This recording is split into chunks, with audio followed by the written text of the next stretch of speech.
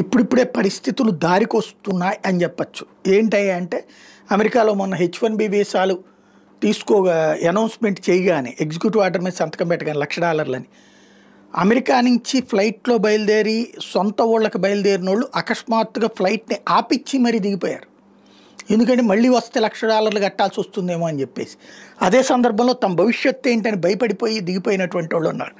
ఫైనల్గా అమెరికా ప్రభుత్వం తేల్చి చెప్పింది, ఆ కొత్త వాళ్ళకి తప్పించి, అంటే అది కూడా మొన్న ఓకే అయిన వాళ్ళకి కాదు లాటరీలో H1B వీసాలు, నెక్స్ట్గా వచ్చేటటువంటి వాళ్ళకి మాత్రం వచ్చేసి అది కూడా ప్రతి ఏడాది $1,00,000 కాదు, ఒక్కసారి మాత్రమే $1,00,000 అన్నటువంటి పాయింట్. ఒక్కసారి మాత్రమే అన్నా కూడా ఇవ్వదే కానీ అది $1,00,000 అన్నటువంటి పాయింట్ని తెర మీద తీసుకురావడంతో కాస్త ఊరట.